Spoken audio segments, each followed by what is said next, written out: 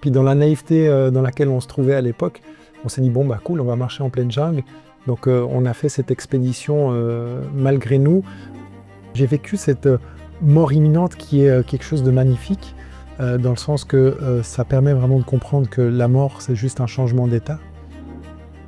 Et là, à un moment où je pars, je me connecte à l'univers et je vis une expérience où j'éclate en sanglots, je me connecte à cette énergie christique et à quelque chose de plus grand. On s'est dit, mais comment est-ce qu'on peut rendre accessibles ces savoirs, non seulement aux personnes qui sont autour d'eux, mais au monde occidental qui en a tellement besoin.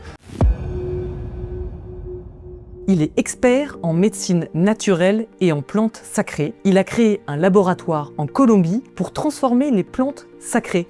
Il a gagné la confiance des peuples indigènes qui lui ont transmis ce savoir ancestral. Il a aussi vécu une expérience psychédélique et une expérience de mort imminente. Il nous dit tout dans cet épisode. Et surtout, reste bien jusqu'à la fin pour les 3 instants signature. Un grand merci d'être là, de plus en plus nombreux à nous suivre sur les réseaux. Alors si tu n'es pas déjà abonné, fais-le pour ne rien rater des prochains épisodes. Écouter des parcours inspirants, c'est apprendre autrement. Alors laissez-vous inspirer. Bonjour Laurent. Bonjour Agnès. Aujourd'hui, on est à Morges, chez Fegina, donc merci à Lisa de nous recevoir dans ce lieu zen et inspirant. Alors, j'aime bien démarrer par une petite citation qui colle à mon invité, et j'en ai trouvé une pour toi de Hippocrate. La nature est le médecin des maladies, non l'homme. Alors toi, Laurent, tu as osé. Tu as osé quitter le confort d'un job stable, d'ingénieur, pour partir en pleine jungle au Guatemala. Tu as osé dire non au système et oui à la nature, à l'invisible, aux plantes et au peuple premier. Tu as même vécu une expérience de mort imminente, rien que ça.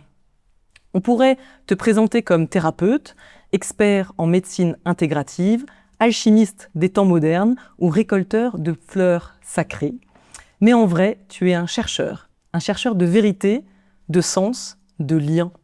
Alors aujourd'hui, tu formes des médecins, tu transmets des savoirs ancestraux et tu accompagnes ceux qui, comme toi, cherchent la lumière dans l'ombre. Alors on va parler de burn-out, de cérémonies de guérison, de plantes sacrées. Chers auditeurs, cet épisode promet d'être aussi renversant qu'inspirant. Laurent, bienvenue dans Parcours Inspirant. Laurent, comme tu le sais, on va remonter le fil du temps. On va démarrer par ton enfance pour comprendre la personne que tu es aujourd'hui. Et j'aimerais comprendre comment tu étais à l'âge de 10 ans. À l'âge de 10 ans, j'étais quelqu'un de relativement effacé. Je me rappelle que je vivais au détriment de ma vie, c'est-à-dire que je pense avoir eu une éducation assez stricte, assez contraignante, et je n'arrivais pas à exprimer qui j'étais au plus profond de moi. En tout cas, je sentais que c'était quelque chose de réprimé, et ça se manifestait surtout quand j'étais à l'école. J'étais turbulent, j'étais probablement insupportable pour tous ces professeurs qui m'ont suivi, et ces camarades que j'ai eus. Et puis, à l'époque, j'avais déjà un lien avec la nature assez important, je pense. Et de quelle manière tu avais ce lien ? Alors ce lien déjà, par rapport à où on vivait dans la campagne, il y avait une forêt à côté, on allait souvent faire des cabanes, jouer avec les voisins. À l'école, il y avait une forêt, je me rappelle toujours, j'adorais pendant les pauses aller construire des rivières. Construire des rivières ? Construire des petites rivières, des petites rivières quand il pleuvait, de créer des tilis pour que l'eau coule et descende. Et souvent, je me prenais des punitions parce que j'arrivais en retard ensuite à l'école. Oui, la nature, ça a été important pour moi, même si je ne recherchais pas la nature, mais je me rends compte que cette nature me permettait d'être connecté à moi et d'oublier toute notion de temps ou d'éléments externes, en fait. Et donc, après, tu as eu des débuts professionnels dans la finance, comme ingénieur système, mais tu n'étais pas heureux. Et en 2001, tu pars carrément au Guatemala, où tu vas vivre un moment très fort, une sorte d'initiation. Est-ce que tu peux nous raconter ce qui s'est passé ? Oui, alors, quand je suis parti en 2001 au Guatemala, ça correspondait à la fin de mes études comme ingénieur. Donc j'ai étudié droit d'abord à l'université, ensuite je me suis gradué comme ingénieur système et je suis parti au Guatemala parce que j'étais fasciné par tout ce qui était pyramide, non seulement au niveau des peuples égyptiens, mais aussi au niveau des peuples plus andins. Et donc du coup, on a décidé avec la compagnie avec qui j'étais à l'époque de partir au Guatemala malgré les recommandations de ne pas partir par les autorités suisses. C'était un pays qui était sur le bord, je pense, de la guerre civile, ou en tout cas, plus que la guerre civile, je crois qu'il y avait un coup d'État qui était sur le point de se jouer. Puis on est parti au Guatemala et là, je me rappelle très bien, on était à Flores, c'était un jour de pluie, on avait encore une journée sur place, on demande à la personne à l'hostel qu'est-ce qu'on peut faire.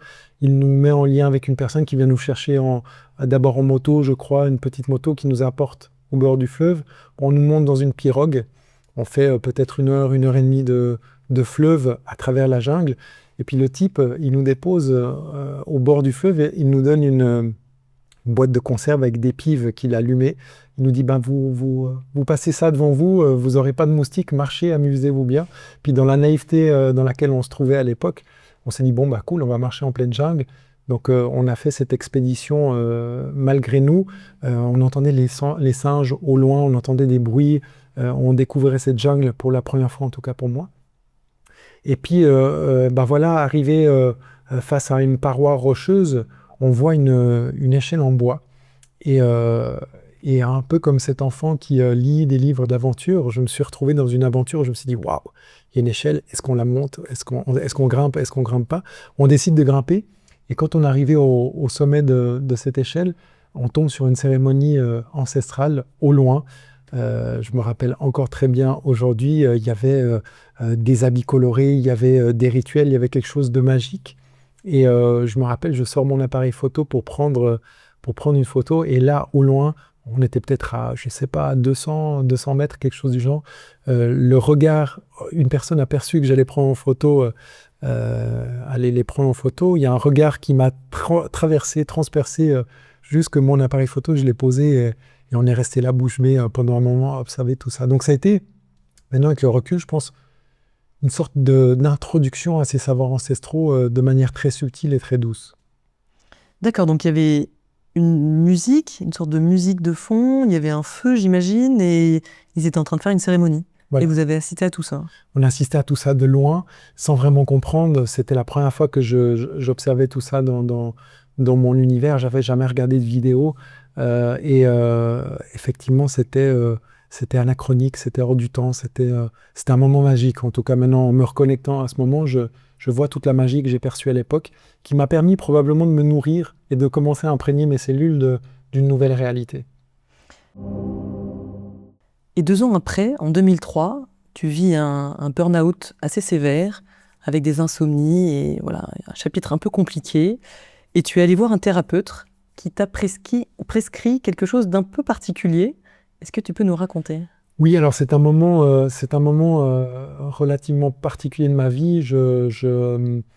J'initie en 2003 à ne pas être très bien, donc à ne plus bien dormir, à ne plus bien digérer. Ça prend quelques temps, ça dure quelques années. Et puis, je vais tout d'abord voir un psychiatre qui, en 15 minutes, comprend exactement tout sur ma vie et me prescrit une drogue psychiatrique. Que je prends le soir, d'ailleurs,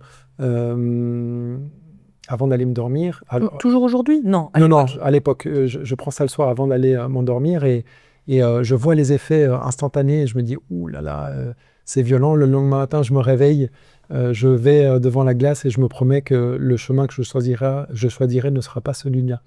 Et ce qui est très intéressant, c'est que je l'ai repris une deuxième fois. Ça, c'est un peu le côté scientifique et chercheur pour essayer de tracer mon cerveau et de voir exactement ce qui allait se passer. Ça a été une expérience qui m'a poussé à aller faire un travail justement sur moi. Donc là, j'ai commencé le chemin de visite de thérapeutes divers et variés, bizarres, perchés ou pas. Et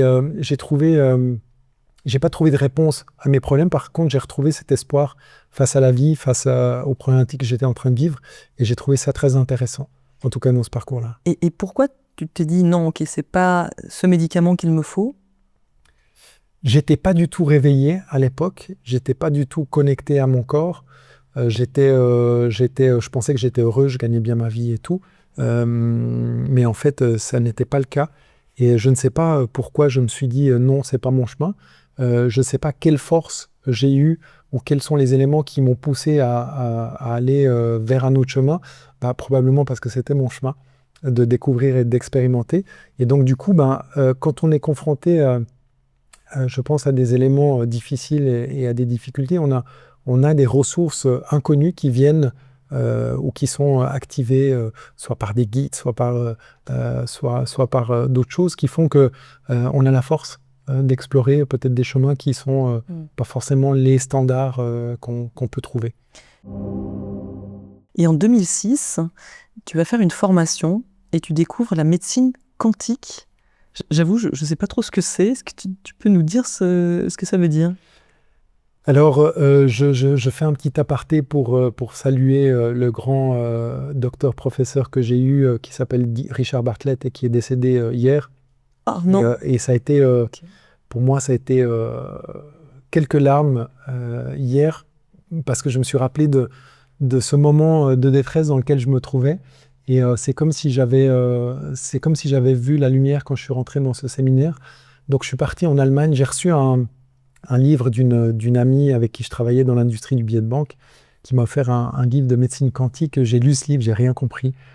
Et quelques mois plus tard, je me retrouve à son séminaire pour devenir praticien, pour initier le cursus de praticien. Puis bon, voilà, je le dis toujours, homme d'éducation italienne, catholique, suisse, ingénieur, plus carré que moi, peut-être que ça n'existait pas. Je me suis dit, mais qu'est-ce que je vais foutre là-bas, quoi? J'ai aucun intérêt à me retrouver là-bas. Et pourtant, je me retrouve inscrit à ce séminaire. J'arrive en Allemagne.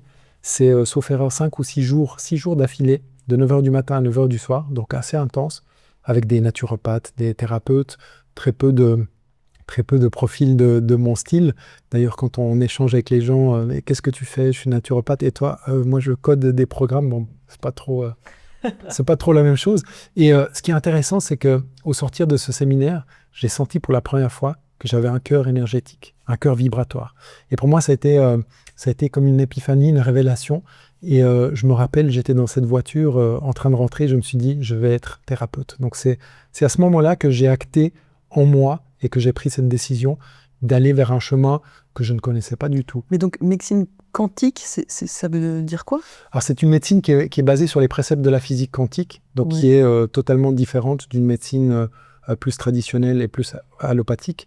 C'est une médecine qui prend en compte justement les préceptes de la physique quantique, qui prend en compte un peu comme la médecine intégrative, l'humain dans sa globalité. Quand on dit un peu holistique. Holistique, voilà.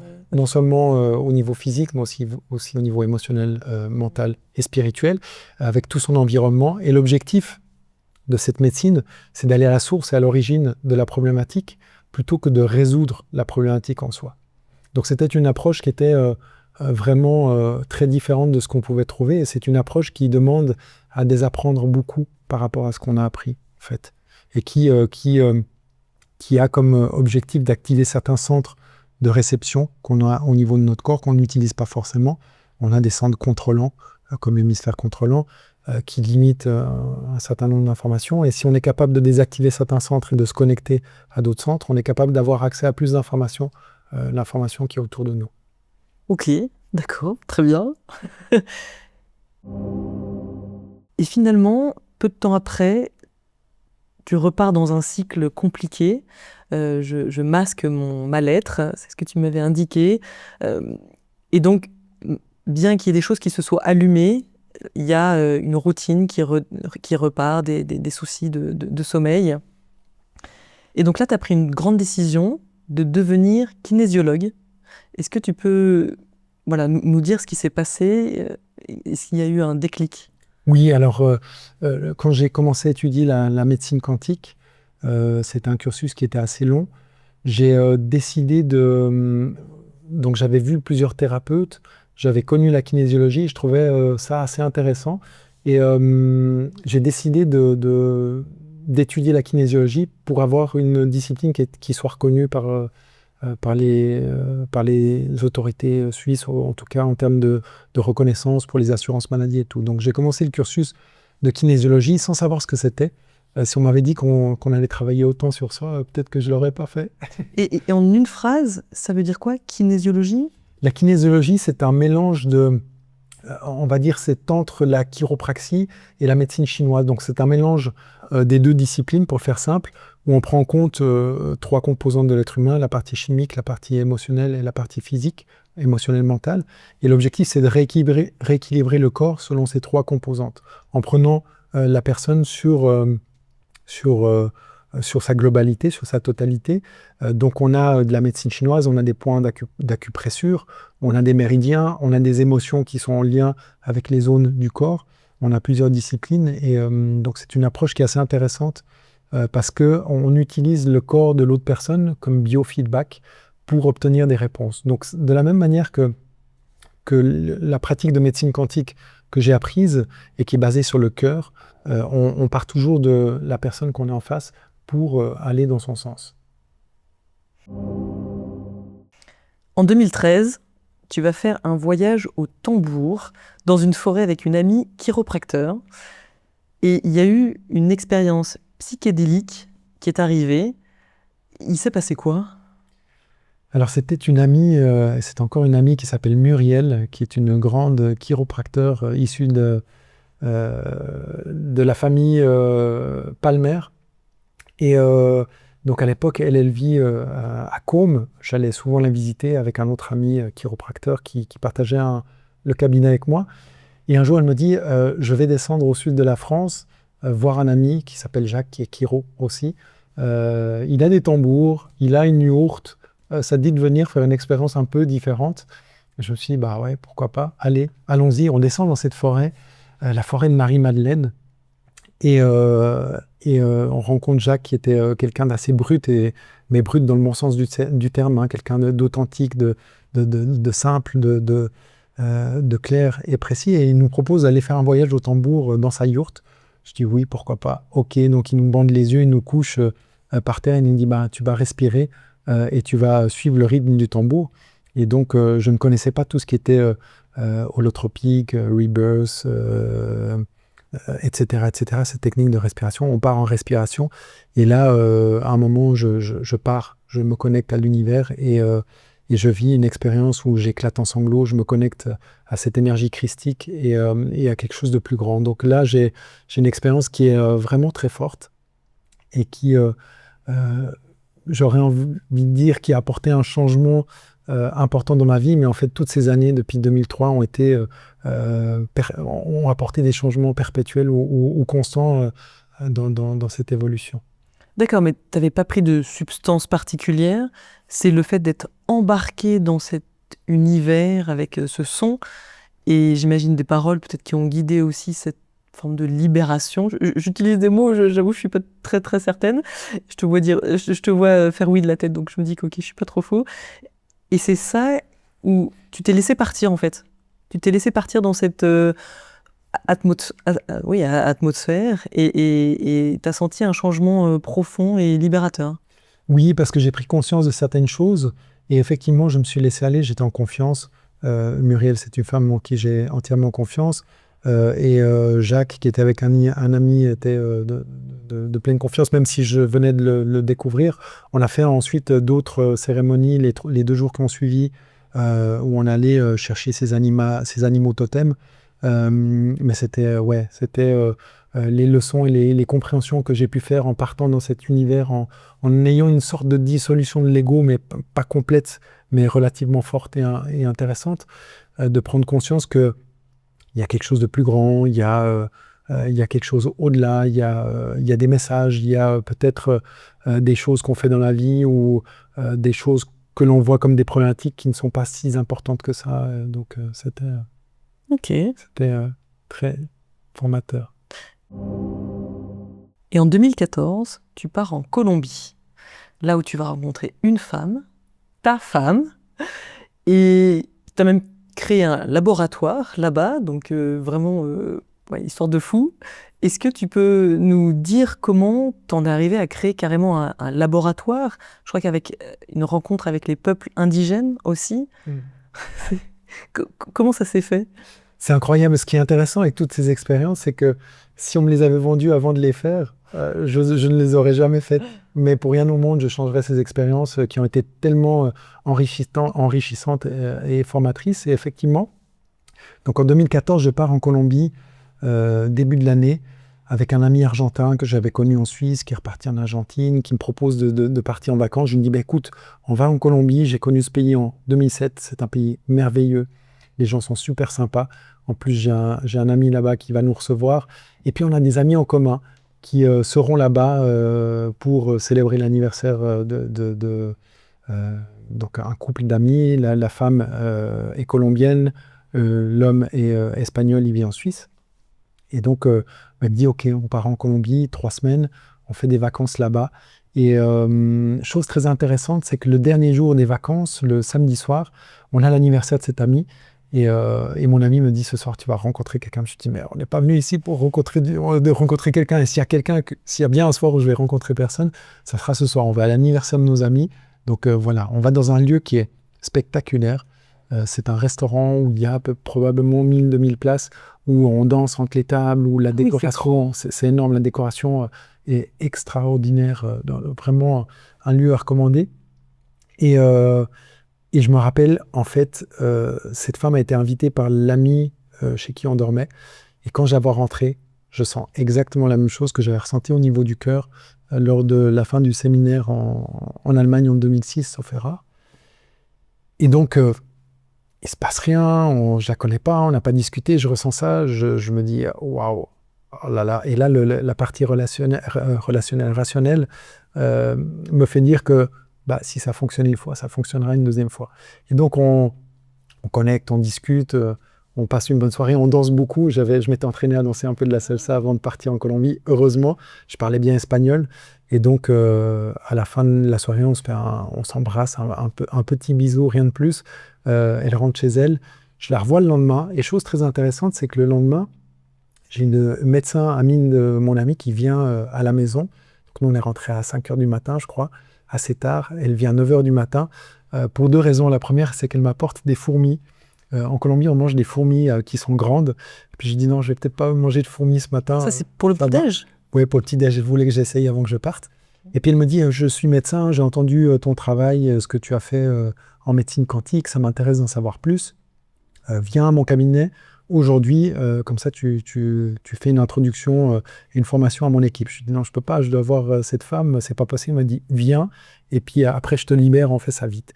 Et chose très intéressante, c'est que j'arrive à ce cabinet, et ce cabinet s'appelait de la même façon que s'appelle la femme que j'ai rencontrée à l'époque. Donc je me dis, non mais il y a trop de signaux, c'est magnifique, c'est extraordinaire. Et donc du coup, voilà, j'ai pris, je pense, la décision ce jour-là de venir m'installer en Colombie, malgré que rien, enfin, il n'y avait rien, c'était le vide, peut-être dans ce vide où on a l'opportunité de création ou les possibilités infinies. Et alors, comment tu as rencontré les peuples indigènes ? Donc, du coup, on décide rapidement de créer un centre de médecine intégrative. Donc, à l'époque, son frère, qui ne fait plus partie du projet, avait son centre. À lui, il nous propose de créer un centre, les trois. Donc, lui, naturopathe, moi avec ma discipline, et Marcella avec la partie psychologie. On monte ce centre de médecine intégrative. Moi, j'arrive en Colombie quelques mois plus tard, en août. Donc, même pas 6 mois plus tard, avec mes valises, ma planche de wake surf, parce qu'il y avait un lac apparemment tout près de Cali. Et puis, on monte ce centre et on commence à recevoir des gens et à traiter des gens. Un centre de médecine intégrative où il y a des médecins, il y a des naturopathes, il y a des énergéticiens, il y a des nutritionnistes. Et là, on développait à l'époque des médicaments à la demande et aux besoins des patients dans la cuisine.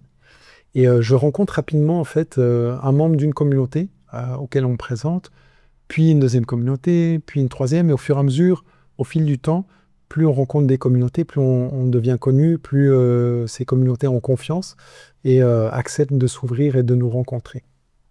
Et donc, voilà, j'ai fait cette rencontre. Cette rencontre nous a permis de de partager sur leurs savoirs ancestraux, leur savoir millénaire, la synergie des plantes, les plantes médicinales qu'ils utilisent, leur processus de fabrication.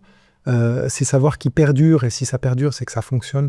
D'ailleurs, j'ai toujours une petite anecdote très intéressante de la communauté Cofan, qui, quand ils me voient arriver au loin, ils s'esclavent de rire en me voyant. Ils disent « Ah, voilà le grand blond bipolaire dépressif qui vient nous visiter ». Alors, Pas mal la description. c'est pas très drôle, mais quand on sait ce qu'ils savent, ça devient drôle. Et ils rigolent un peu de nos conditions, sans que ça soit mesquin, mais en nous disant que finalement, on crée les conditions dans lesquelles on se trouve et on aurait tous les savoirs et toutes les connaissances pour en sortir, mais apparemment, on ne veut pas sortir de ça. En tout cas, on n'utilise pas les bons moyens pour en sortir. Et voilà, donc, ce laboratoire qui était la cuisine à l'époque, on l'a rapidement transformé en un laboratoire reconnu par les autorités sanitaires, notamment parce que à l'époque, je voyageais pas mal et j'apportais mes produits aux amis et aux proches et à la famille qui rapidement m'ont dit « Ah oui, tes produits ils fonctionnent, c'est cool, apporte-moi en plus ».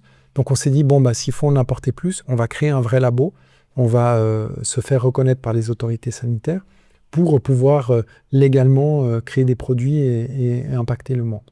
D'accord, donc ces peuples t'ont montré les plantes, les fleurs qu'ils récoltaient et comment ils faisaient leur mélange. Toi, tu l'as, entre guillemets, industrialisé à travers cette cuisine qui est devenue un laboratoire et tu as créé donc des produits qui ont pu, une sorte d'essence en fait, c'est ça, qui ont pu être labellisés et commercialisés en Suisse. Voilà, exactement. Non. Donc ce sont, alors en Colombie, on a une 60aine de produits différents. Donc on va du neurodégénératif à dégénérescence au niveau ostéo-articulaire, santé féminine, santé digestive, santé masculine. On traite plusieurs problématiques différentes. On a les troubles du sommeil, on a les troubles de l'attention. Pour la partie suisse, on est parti sur les essences florales uniquement. Et effectivement, ces peuples premiers, ils ont des savoirs qui sont fantastiques. Et on s'est dit, mais comment est-ce qu'on peut rendre accessibles ces savoirs, non seulement aux personnes qui sont autour d'eux, mais au monde occidental qui en a tellement besoin. En sachant que ces communautés, depuis plus ou moins 2012, ils ont cette volonté de distribuer, de diffuser leur savoir autour du monde. Donc on est appuyé par ces communautés, on est reconnu, notre travail est reconnu et appuyé. D'ailleurs, certaines communautés utilisent de nos essences florales en fin de cérémonie, ce qui a été, quand on a découvert ça, un truc extraordinaire, d'avoir une autorité supérieure à 108 ans qui donne nos essences aux personnes qui viennent en cérémonie. À la fin, on s'est dit waouh, on ne s'attendait pas à ça. Et on a, disons, rendu plus qu'industrialisé, parce que ce n'est pas une industrialisation en soi. On a rendu accessible ces savoirs au monde occidental. Donc, en quelque sorte, on met cette magie de l'Amazonie dans des flacons de 20 millilitres pour que tout un chacun puisse les consommer sur leur canapé entre une pizza et un Netflix à travailler sur ce qu'ils ont à travailler. C'est pas industrialisé parce que on a quelque chose qui peut-être nous différencie de la grande majorité des laboratoires. Comme le dit si bien Patrick Burenstein, un laboratoire, c'est moitié labor, moitié oratoire. Et donc, on a cette conscience, comme on l'a en physique quantique, que l'opérateur ou l'observateur a une influence sur l'expérience. Et dès le moment qu'on sait qu'on a une influence sur l'expérience, on doit soigner notre intériorité pour ne pas impacter négativement le produit qu'on est en train de faire. Donc, déjà, les premiers processus de fabrication, on en parlera peut-être après, se font en pleine jungle. Ensuite, on rapporte tout au laboratoire. Au laboratoire, l'opérateur va s'évaluer émotionnellement avant de rentrer. Et s'il n'est pas aligné, il n'a pas le droit de produire. De la même façon, quand on rentre en production, on va avoir des oraisons au père, à la mère, aux élémentaux, à l'esprit de la plante, pour nous connecter à cette plante. Et quand on travaille une plante, et ça c'est plus des concepts de spagyrie et d'alchimie végétale, cette plante travaille sur nous de la même façon qu'on travaille sur elle. Donc c'est une relation bidirectionnelle qui nous force chaque jour à être meilleur et à être présent avec ce qu'on fait. Donc c'est dans un processus d'industrialisation, ça devient complexe et compliqué de mettre en place ce genre de processus. Écoute, on a à peu près la moitié de l'épisode. Et avant qu'on aborde le sujet de ces plantes sacrées, fleurs sacrées, on va aller dans tous les détails et les questions qu'on peut se poser. En tout cas, moi, érudit complète, j'ai 1000 questions à te poser là-dessus. Je te propose qu'on fasse un petit jeu, c'est le jeu de l'entracte. Super. Le principe est simple. Mon invité va piocher 5 cartes. Ce sont 5 questions qui commencent toutes par « la dernière fois que ». Il a bien sûr 3 jokers pour passer s'il veut éviter une question. Prêt ? C'est parti ! Et donc, je vais te laisser en sélectionner. Alors, la dernière fois que j'ai fait une rencontre insolite. Ah, c'est une très bonne question. Je les prends les 5 et je réfléchis ou... L'idée, c'est de répondre et ensuite elle est validée et on passe à la prochaine. Alors, j'ai fait plein de rencontres insolites. Je considère que toutes les rencontres que je fais sont insolites. Peut-être j'ai envie de partager cette rencontre insolite avec le Taita Laureano à l'époque. Il avait 108 ans, autorité supérieure d'Essiona. Il avait un problème au genou. Il venait en cérémonie à Cali, il avait une problématique au genou. Donc il prend l'avion de Bogota à Cali, ensuite il prend le bus pour venir à notre clinique à 108 ans. Pour se faire soigner le genou, on lui fait une thérapie plasma pour l'aider à aller mieux. Puis après on part en cérémonie avec lui. Et j'avais plein de questions à lui poser. C'était la première fois que je le rencontrais. J'ai rencontré d'autres membres de sa communauté, mais lui c'était la première fois. Et donc forcément, comme un gamin, plein de questions à lui poser. On arrive dans l'environnement de cérémonie. Je m'assieds en face de lui et c'est le vide total. Mon cerveau, mon mental disparaissent complètement. Et donc on est resté face à face, de cœur à cœur. Et ça a été un moment, je sentais qu'il y avait du partage et il y avait quelque chose qui naviguait entre nous deux et qui nous permettait, en tout cas qui me permettait à moi de me nourrir d'un savoir ou de quelque chose sur un plan différent que le plan mental. Voilà, ensuite on a échangé un petit peu, il m'a transmis quelques leçons très intéressantes, mais ça a été un moment vraiment magique dans ma découverte des savoirs ancestraux et de ces peuples premiers. Il y en a plein d'autres comme ça, il y a plein d'autres rencontres merveilleuses que j'ai faites et qui me remplissent le cœur encore aujourd'hui, comme Richard Bartlett dont je faisais mention tout à l'heure ou d'autres personnes. Allez, next. Super, deuxième. Alors, la première fois que j'ai apprécié un truc typiquement suisse. Je pense la dernière fois, je me souviens très bien la période de crise qu'on a vécue. Je suis resté en Colombie, je voulais pas voyager, j'avais pas envie de collaborer ou de contribuer à quelque chose que je voyais d'un autre œil que la majeure partie des gens. Et donc je suis resté en Colombie pendant 3 ans. La Suisse a commencé à me manquer. Je venais en Suisse en tout cas 3 fois par année, 3 fois un mois.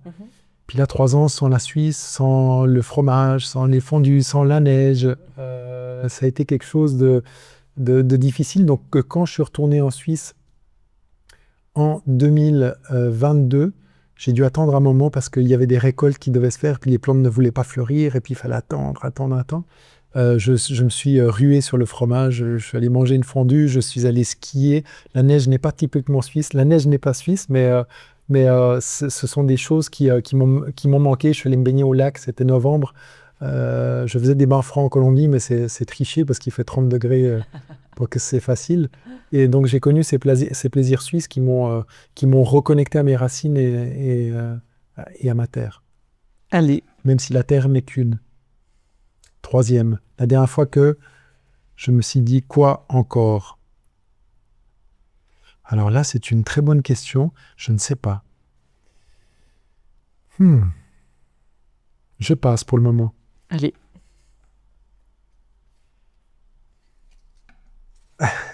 La dernière fois que je me suis dit plus jamais. La dernière expérience... J'ai eu une expérience psychédélique avec des plantes en 2019 et je me suis dit plus jamais. C'était d'une brutalité et d'une violence. Et effectivement, quelques mois plus tard, les plantes sont venues à moi. Elles m'ont dit plus jamais. Ton chemin se fera sans les plantes pour que tu puisses expérimenter et te rendre compte qu'en fait, ces plantes sont des catalyseurs et sont des potentialiseurs. Mais tu n'as pas besoin de prendre des plantes comme les communautés le font pour pouvoir expérimenter une connexion à quelque chose de plus grand. ou de pouvoir travailler sur toi d'une manière différente. Donc ça a été le dernier, je pense, plus jamais que j'ai eu, qui a été assez radical. Ok, parce qu'en fait, il y a plusieurs types de plantes. Donc ça, Oui. c'est voilà, c'est plus jamais ce type de plantes qui permettent d'accéder à des portes de manière assez violente dans sa tête. Oui, plus jamais de plantes psychédéliques qui permettent de vraiment avoir une expérience intense et forte. Donc voilà, le chemin est autre et à travers notre corps, à travers nos corps subtils, à travers différents outils qu'on peut avoir, il y a d'autres, comme les essences florales, il y a d'autres moyens d'explorer l'expansion de conscience. On est à 4, c'est la dernière. Hop, allez, celle-là, la meilleure pour la fin, c'est ça? La dernière fois que je me suis dit, ça va mal finir. Alors, j'ai eu pas mal d'expériences de ça va mal finir en Colombie, dont je ne ferai pas mention ici, mais bon, il faut savoir que en Colombie, on a tendance à pas trop aimer les travailleurs sociaux, notamment ceux qui travaillent dans le medio ambiente, c'est tout ce qui est climat, environnement, protection de la nature. Il y a, il y a énormément malheureusement de personnes qui disparaissent. La dernière fois que je me suis dit ça va mal finir, c'était en 2022, je pense. Sauf erreur, je pars chez les Arhuacos avec un ami anthropologue, professeur à l'université. Et on est rentré illégalement sur le territoire des Arhuacos, donc on ne savait pas, on n'avait pas le droit de rentrer. Donc on nous a un peu cachés dans les voitures, dans les points de contrôle. Et quand on arrive tout en haut, il y avait 2 voitures, donc c'est 4 heures de route sur des routes impraticables. On voit au loin des militaires qui peuvent être des paramilitaires. Il faut savoir qu'il y a quand même pas mal de paramilitaires encore en Colombie. C'est redevenu quelque chose d'assez important ces derniers temps. Et les 2 conducteurs se font des signes comme ça et se séparent. Et dans la voiture dans laquelle on se trouve, le conducteur, le passager plutôt, qui était William Seinawinka, un des leaders de la communauté avec qui on s'appelle fréquemment, nous dit ce soir vous venez dormir chez nous parce que chez nous vous serez en sécurité. Et donc là je me suis dit ok, j'ai compris, c'est fini, on est monnaie d'échange, on va probablement soit nous tuer, soit je ne sais pas quoi. Et là j'ai commencé à paniquer, je me rappelle très bien, j'ai eu peut-être 10 minutes de panique où je me suis dit ah non c'est fini, non mais comment, non mon enfant, etc. etc. Et puis à un moment je me suis dit bon, si c'est ce que Dieu veut, c'est que je dois le vivre pleinement. Donc autant profiter des derniers instants que j'ai ici et profiter de cet environnement qui est juste extraordinaire. Et j'ai pu me détendre et je suis encore là aujourd'hui, donc ça ne s'est pas produit. Mais c'était une expérience où je pensais vraiment que ça allait mal finir. Et donc il vous a protégé finalement en vous accueillant chez lui? Alors, ils nous ont protégés, ils nous ont fait venir chez eux. En fait, nous, on est allés chez eux pour réaliser 2 études. Une première sur leur système éducatif et une deuxième sur leur gestion émotionnelle. Comment ces peuples géraient émotionnellement certaines conditions, certaines problématiques. Et puis, quand on arrivait chez les Mamos, qui sont les guides spirituels, le lendemain, sur leur lieu sacré, ça a été une rencontre juste d'un autre type. Ils nous disent il y en a 2 d'entre vous qui doivent descendre, donc vous marchez tout droit pendant tant de temps et vous verrez sur le bord du chemin il y a 2 Arhuacos qui vous attendent. Et donc je suis parti avec un autre compagnon, Mauricio, et on marche, on rencontre ces 2 membres de la communauté qui nous amènent dans la forêt et on se fait entourer par 400 Arhuacos qui nous demandent d'aller négocier avec le gouvernement parce qu'ils se sont fait infiltrer par le gouvernement qui a défini arbitrairement un leader pour justifier certaines extractions de terre par des grands groupes canadiens. Et donc, on a compris leur détresse, on a compris la violence que peuvent subir ces peuples qui sont tous en voie d'extinction, hein, dans le monde entier, je pense, pour différentes raisons, mais la première, c'est que leurs savoirs ancestraux dérangent. Et donc voilà, ça a été une expérience tellement riche à la fin de laquelle j'ai été fait membre de leur communauté. Donc ils me disent compère, moi je me considère plus comme confrère, mais voilà. Enfin, je me considère comme confrère, ça fait un peu prétentieux, mais dans le sens, voilà, j'ai eu cette chance, je suis parrain d'une petite fille, Salih Hamoum, et ça a été 5-6 jours sur place, extraordinaire. D'accord, donc le fait que tu aies pu les aider dans cette démarche, ils t'ont remercié finalement en te faisant comprendre que tu faisais partie de leur famille. Oui, il y a eu des soins, on s'est échangé des soins à l'époque. On a travaillé avec certaines plantes, on a fait des cérémonies avec eux. Et voilà, on était à l'écoute et on a essayé de les aider. Quelques mois plus tard, sauf erreur, ils ont été reconnus par l'UNESCO comme patrimoine de l'humanité, peuple patrimoine de l'humanité, ce qui est une bonne chose, qui n'est pas une fin en soi, puisque ils sont plus visibles et donc moins en danger, mais ça reste quand même leur diminution et extermination, entre guillemets, reste quand même, ou disparition, un sujet d'actualité. Très bien. Bah écoute, merci. Voilà. Je J'ai qu'un joker, donc j'en ai encore 2 pour le pass. Je vais te l'offrir. Merci beaucoup. Tu pourras découvrir les autres cartes. C'était l'Entracte, sponsorisé par infiniprinting.ch, qui a imprimé ce jeu de cartes pour nous. Vous avez aimé ? Dites-le en commentaire et surtout, proposez vos idées de questions la dernière fois que... Et je te propose qu'on attaque 11 janvier 2019. Tu as vécu une expérience de mort imminente. Que Voilà. s'est-il passé ? Alors, ce qui se passe, c'est que j'aimais bien explorer et étudier. Et donc, à l'époque, j'étudie, je vois quelques reportages d'un scientifique américain qui parle d'une substance qui est le bouffon, qui est issu du bouffon alvarius, qui est un crapaud du désert de Sonora, au Mexique. Et donc, il faut savoir que voilà, en Colombie, on a accès à des plantes médecines. On a accès par exemple à l'ayahuasca qui contient de la DMT, du diméthyltryptamine, qui est une molécule précurseur de certains neurotransmetteurs, notamment qui est sérotoninergique, qui connecte au récepteur 5H-T2, 2T, pardon. Et donc j'ai expérimenté ces plantes au niveau de l'ayahuasca. On a donc du DMT, mais c'est du NN-DMT, alors que cette molécule qu'on retrouve dans le Bufo alvarius ou qu'on trouve dans le yopo, c'est du 5-MeO-DMT. Donc c'est un DMT qui est un peu différent et qui a des propriétés différentes. Donc j'étudie un petit peu, mais de loin, et je vois qu'il y a un facilitateur mexicain qui se trouvera le 11 janvier 2019 à Pereira, sauf erreur, qui est au nord de Cali, donc à 3 heures de bus. J'ai un ami australien avec qui on buvait quelques bières et on refaisait le monde. Je lui dis, il y a un truc avec un crapaud à Pereira, ça me dit d'y aller. Il me dit, ouais, ok, il ne me pose pas de questions. Donc on y va les deux, on prend le bus, on va là-bas. Et donc je vais consommer cette substance et je vais avoir cette expérience de mort imminente qui va être assez brutale pour plusieurs raisons. La première, c'est que naïvement, je demande beaucoup de guérison avant de rentrer en cérémonie. Et donc ça a été quelque chose qui m'a permis d'expérimenter les douleurs et les souffrances transgénérationnelles.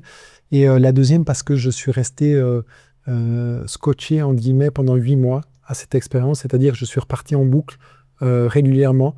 Déjà le soir, quand je suis rentré dans le bus, je suis reparti en expansion de conscience. Et ensuite, les soirs, quand je dormais ou quand j'étais sous la douche en train de baigner mon fils. Et donc, cette expérience a été terrible parce que, voilà, j'ai vécu cette mort imminente qui est quelque chose de magnifique, dans le sens que ça permet vraiment de comprendre que la mort, c'est juste un changement d'état. Donc, j'ai eu ce qu'on peut appeler cette expérience du tunnel d'une manière assez rapide et pas aussi détaillée que le font certaines personnes. C'est-à-dire que le tunnel, j'y étais, mais ça a été très rapide. Je me suis retrouvé d'abord accompagné par un esprit qui est venu me chercher. qui m'a dit que tout allait bien se passer, qui m'a accompagné jusqu'au jardin d'Éden. Et ensuite, j'ai eu cette expérience du tunnel, j'ai eu cette dissolution de l'ego et cette fragmentation au niveau du cerveau qu'apporte la substance et qui m'ont permis d'expérimenter la connexion avec le tout. Donc être un avec le tout, être un avec la conscience, être le soleil, être l'univers, être cet infini super flippant au début parce qu'on se dit waouh, il est où mon corps, on peut plus se rattacher à quelque chose et puis on devient tout ce qu'on expérimente et donc du coup il y a plus de dualité de bien, pas bien, il y a eu juste l'expérience, j'ai été l'expérience et ça a été quelque chose de tellement life changing dans ma vie. Mais tu t'es senti l'esprit, tu t'es vu depuis en haut? Non. Ok. J'ai été en haut. J'étais le haut. J'étais le haut, le bas, l'intérieur, l'extérieur, j'étais le tout en fait. Donc il n'y avait plus de corps. Mon corps n'existait plus. Et je naviguais dans ces expériences que je faisais. Donc être le soleil, c'est une expérience qui est indescriptible.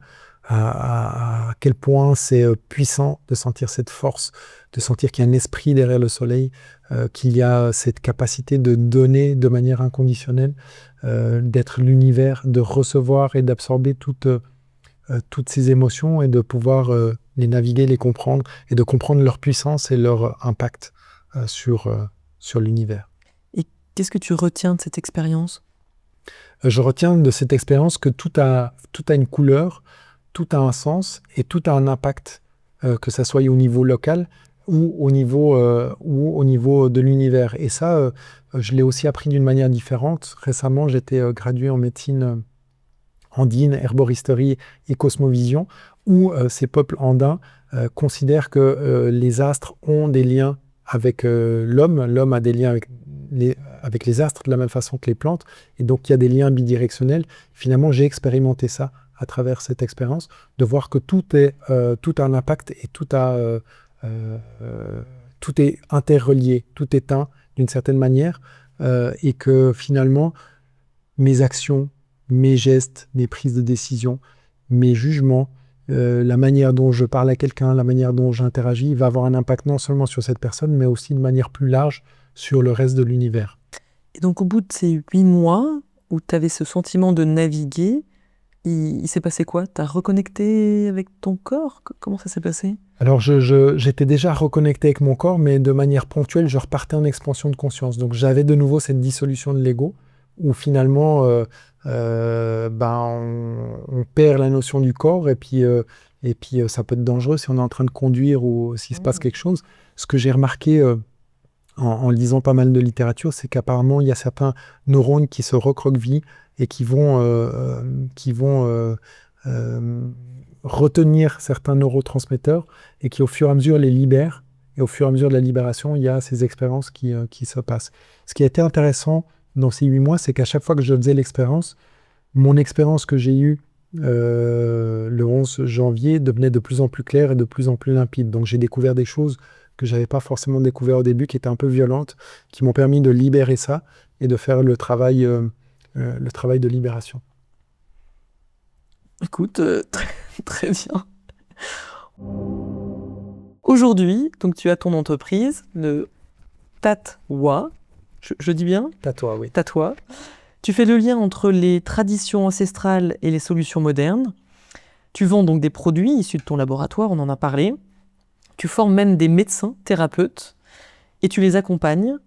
Et même tu reverses une partie des bénéfices à la communauté.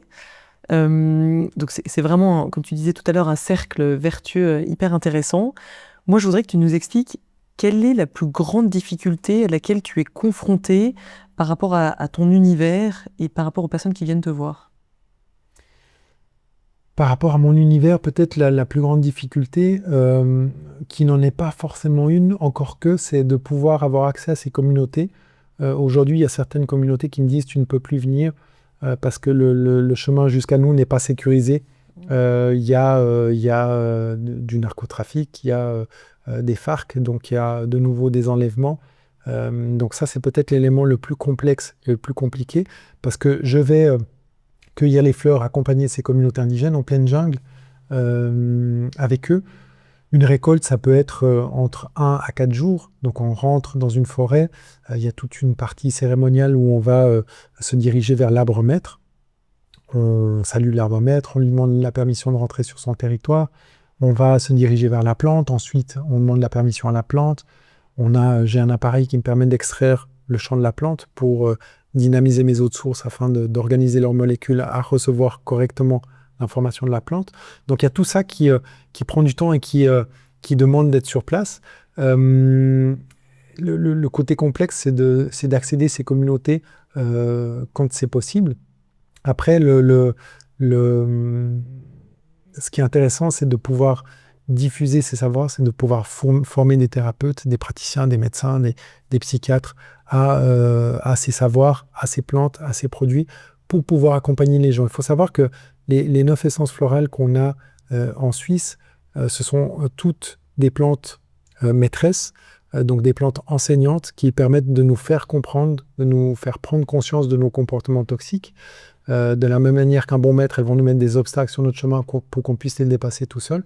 Donc il y a une certaine forme d'autonomie dans son développement personnel. Elles vont travailler au niveau émotionnel, mental et spirituel avec un impact sur le corps physique. Et donc à travers les rêves, elles vont nous montrer que là où on ne pensait pas avoir de solutions, peut-être qu'il y a des solutions. Elles vont nous montrer nos parts d'ombre, comme le dit Carl Jung.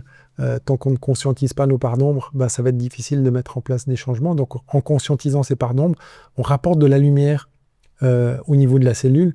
Comme le dit Fritz Apop, c'est pas lui qui le dit, mais lui parle plus de lumière et les communautés parlent plus d'amour. C'est cette absence d'amour au niveau cellulaire qui fait qu'on peut avoir des dissonances au niveau vibratoire. Et donc, finalement, si on a une dissonance, on peut générer des maladies ou des problématiques. Et donc, voilà, c'est cette chance de pouvoir diffuser ces savoirs, accompagnés et reconnus par ces communautés au monde occidental qui en a bien besoin aujourd'hui. Et aujourd'hui, au niveau difficulté côté client, côté des personnes qui viennent te voir, quelle est finalement la plus grande crainte qu'ils ont et sur laquelle tu essayes de lutter par rapport à cette appréhension ? Alors, je n'ai pas de personnes qui me manifestent des craintes par rapport à nos produits. Par contre, effectivement, on a aujourd'hui des personnes qui sont en burn-out, des personnes qui sont en dépression, des personnes TDAH, troubles de l'attention, qui viennent nous voir. Souvent, les craintes des personnes qui viennent nous voir, c'est que, notamment en Colombie et dans notre clinique, ils ont essayé beaucoup de choses différentes, ça n'a pas fonctionné. Et donc, c'est un peu le dernier recours. Et donc les craintes, c'est de ne pas trouver de réponse à travers les produits par rapport aux problématiques qu'ils ont, parce qu'ils ont tout essayé et ça ne fonctionne pas. Mon mari est diagnostiqué TDAH. D'accord. Et mon fils aussi, d'ailleurs. Il faudra qu'on discute après de d'autres petites choses.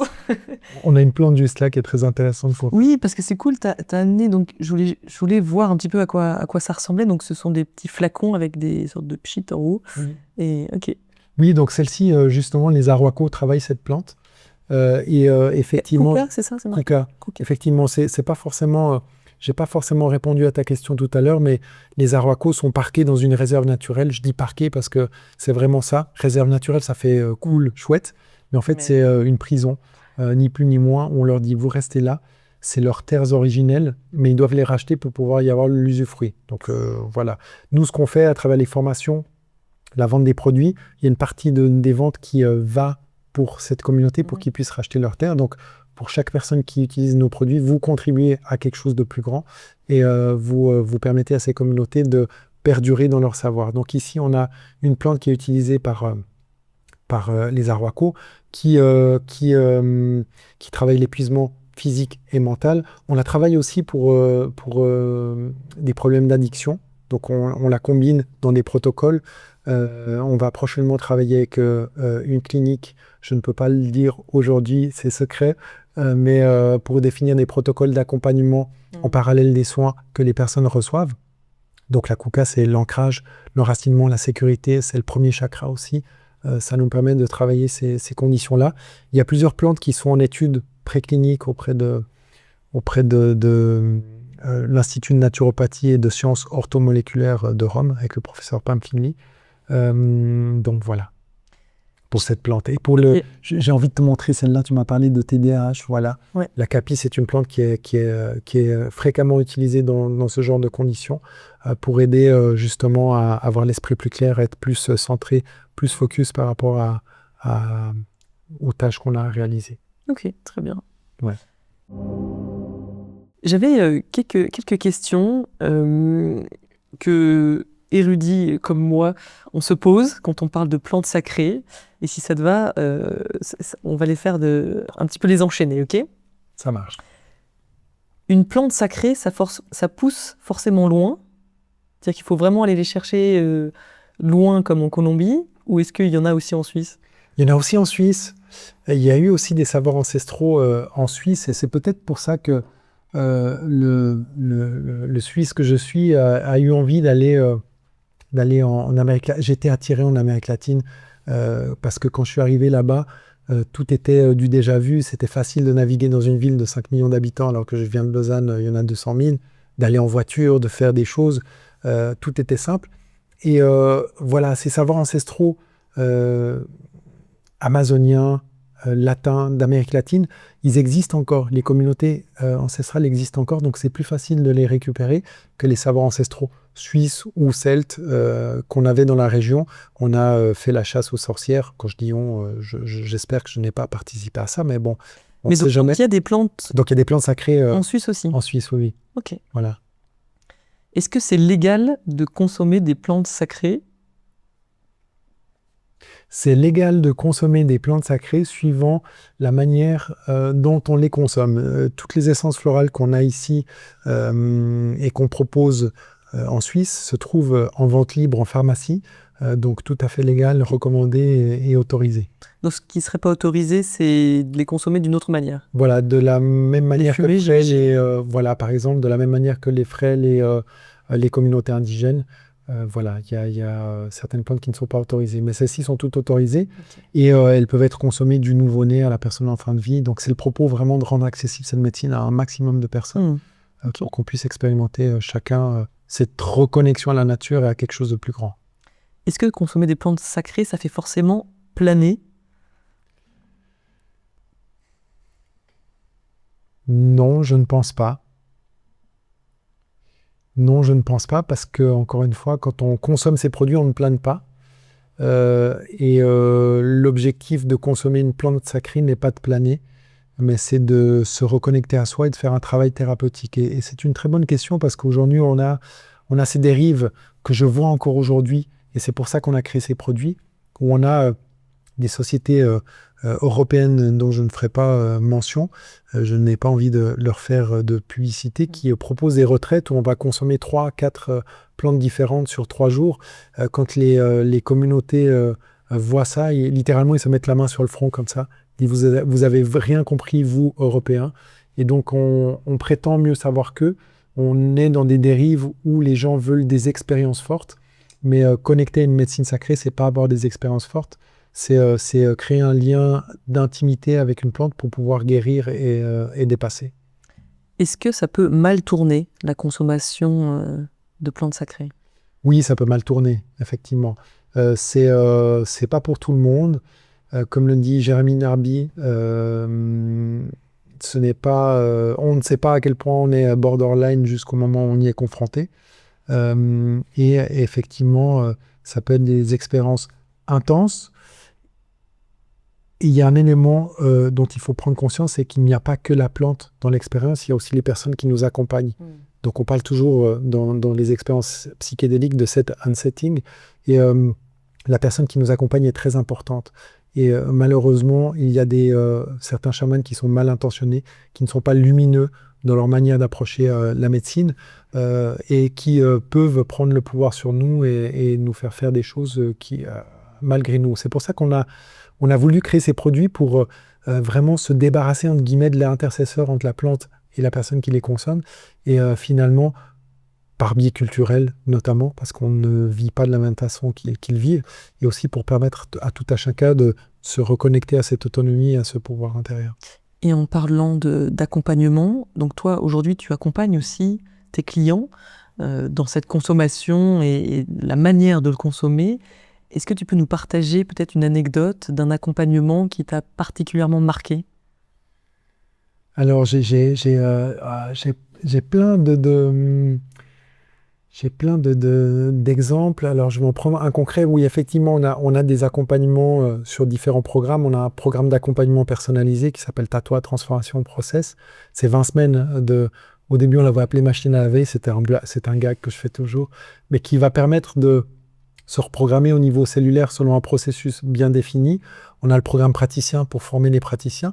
Puis on a un programme Reset 360 qui permet d'aller sur 9 masterclass, travailler chaque dimension de l'être humain, parce que finalement, chaque plante correspond à une dimension de l'être humain. Quand on a cherché les plantes, c'est les plantes qui nous ont trouvées.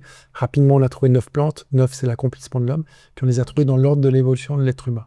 Et donc, j'ai une anecdote très intéressante qui ne va pas dans le sens de l'accompagnement, mais juste pour montrer la puissance de ces plantes.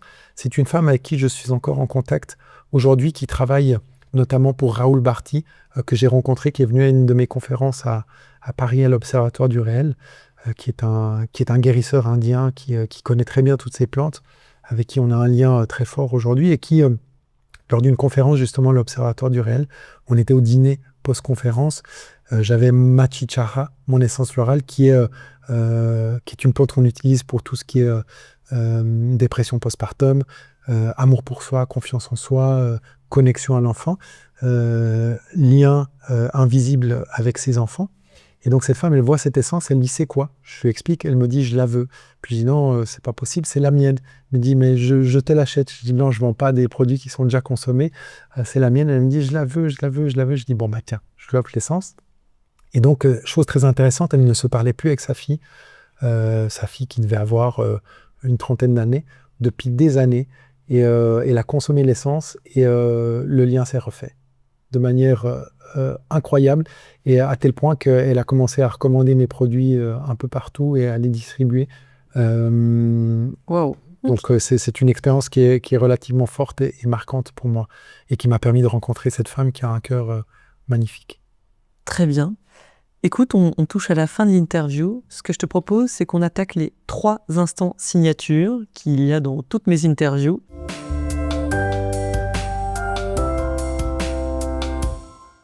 Et donc, voici la fameuse baguette magique. Avec cette baguette, tu peux changer quelque chose dans le passé, dans le présent ou dans le futur. Tu as un vœu et tu en fais quoi? Ah, j'ai un vœu. Je n'ai pas envie de changer mon passé. Je n'ai pas envie de changer mon présent. Et je n'ai pas envie de changer mon futur. En changeant le futur, on a un impact sur le passé. Ça, c'est de la physique quantique. Mais si j'avais quelque chose que je pouvais changer, un vœu magique, la lampe d'Aladin, qu'est-ce que je ferais? C'est une très bonne. J'ai tellement de choses que j'ai envie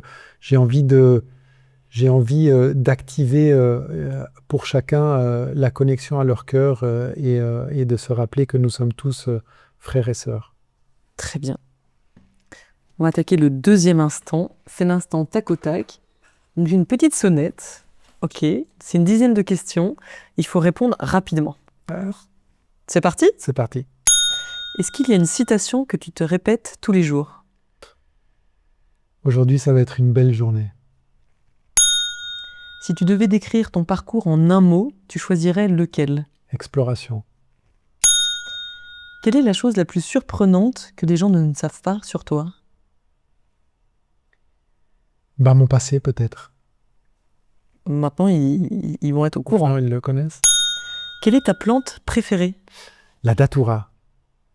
C'est Parce que c'est la première plante que j'ai cueillie avec mon fils. Il devait avoir 3-4 ans. On est partis en jungle ensemble. On a rencontré un serpent, donc il a vu ce serpent, il voulait l'attraper. Ensuite, on a trouvé cette plante, cette datura. Puis quand on trouve une plante, c'est toujours waouh.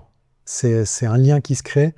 C'est initiatique et on l'a trouvé ensemble. Donc c'est une jolie fleur à 2 capes, violette et blanche à l'intérieur, violette à l'extérieur. Et voilà, c'est une plante que j'affectionne. En quelques mots, quelle est la leçon de vie la plus importante que tu as apprise? que quand on essaie de contrôler les choses et de forcer les choses, on les renforce et on rend l'expérience encore plus difficile.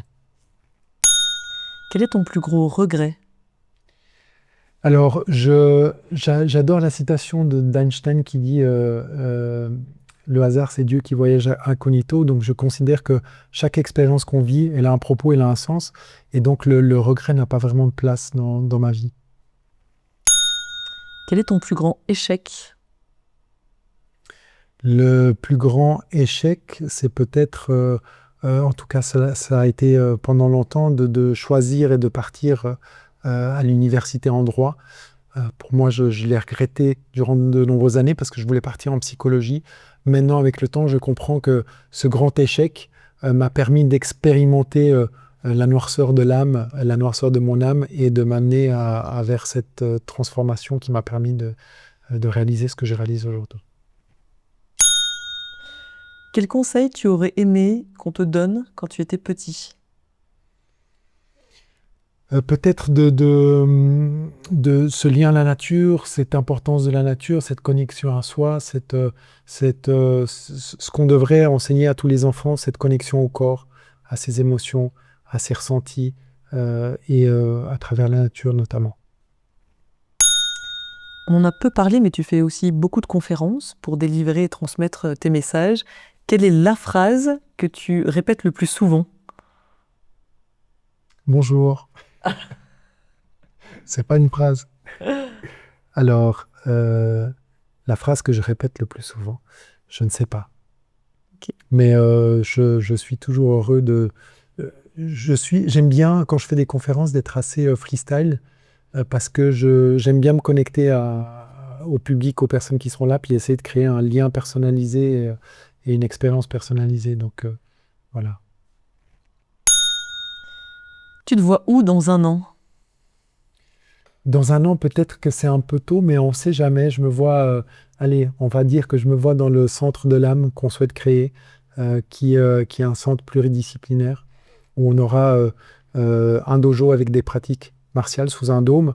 On aura des pratiques physiques, on aura des pratiques manuelles, énergétiques, avec des médecins fonctionnels, une partie recherche et développement, une partie longévité, et ces universités ancestrales qui permettent dans ces auditoires aux communautés de venir diffuser leur savoir à qui veut bien les recevoir. Il y a une question que j'ai oublié de te poser et là qui m'apparaît. Comment tu partages ton temps entre la Colombie et la Suisse? Je ne sais pas, mais comment j'arrive à partager mon temps entre la Colombie et la Suisse, je ne sais pas, mais ces derniers temps, je suis beaucoup plus en Suisse qu'en Colombie. Avant, j'étais la majeure partie du temps en Colombie et je venais 3 mois par année en Suisse, fractionné. Et puis maintenant, c'est un petit peu l'inverse. J'ai inversé la tendance. Donc, je vais de temps en temps en Colombie et puis je suis plus ici pour diffuser et impacter. Et pour terminer, est-ce que tu aurais peut-être une petite surprise pour les auditeurs de Parcours Inspirant que tu voudrais partager? Alors oui, et pour les auditeurs de Parcours Inspirant, avec le code Parcours Inspirant, si vous allez sur le site tatoi.eu, vous avez 10% sur l'achat des produits. Trop cool, merci. On va attaquer le dernier instant, c'est la fameuse minute inspirante. Et donc je vais déclencher un minuteur, tu as 1 minute pour inspirer nos auditeurs. Et elle démarre. C'est-à-dire? En fait, il y a 1 minute et tu dis ce que tu veux. Ok. Et voilà. Ça marche? Ça marche. C'est parti. Alors j'ai une phrase qui me vient à l'esprit que j'ai utilisée récemment, qui vient du Japon, et le Japon c'est quelque chose qui me passionne particulièrement. Cette phrase, cette citation, c'est Ishin Denshin, qui veut dire de cœur à cœur ou d'âme à âme. C'est quelque chose qui m'a inspiré à l'époque quand Richard Bartlett m'a formé en médecine quantique et qui disait finalement que il ne faut pas faire juste dans la manière dont on travaille, dans la manière dont on applique les soins, mais il faut avoir la volonté de faire juste. Et cette volonté, elle part du cœur. Et dans la médecine qu'on applique et qu'on travaille, mais qui finalement peut être transposée dans tout ce qu'on fait dans la vie, si on travaille avec le cœur, si on part du cœur, on a peu de chances de faire faux, et on a peu de chances de créer des dommages sur l'autre personne ou sur l'environnement qui nous entoure. Donc mon invitation peut-être, c'est de travailler de cœur à cœur, même dans des situations difficiles, d'essayer au maximum de se connecter à ce cœur qui est un Taurus qui projette de l'énergie et qui projette cet amour. Écoute, Fantastique. Merci. Voilà. Laurent, merci beaucoup pour ce partage d'expérience. J'invite nos auditeurs à réagir, à nous dire ce qui a résonné avec leur parcours, qu'ils n'hésitent pas à nous poser plein de questions, ce sera un plaisir d'y répondre. Merci beaucoup Laurent. Merci beaucoup Agnès. Si tu es encore là, c'est que cet épisode t'a plu. Alors pourquoi ne pas le faire savoir ? Maintenant, les algorithmes décident de tout. Alors montrons-leur que ce podcast mérite d'être vu et écouté. Et il y a 2 choses qui fonctionnent. 1, abonne-toi. Et 2, partage cet épisode. Juste avec une personne. Chaque semaine, il y a un nouvel épisode, donc une nouvelle dose d'inspiration. Parce qu'une histoire partagée, c'est une inspiration qui voyage. Vous êtes de plus en plus nombreux à écouter ce podcast, alors merci. Maintenant, tu fais partie de cette aventure, alors fais-le savoir.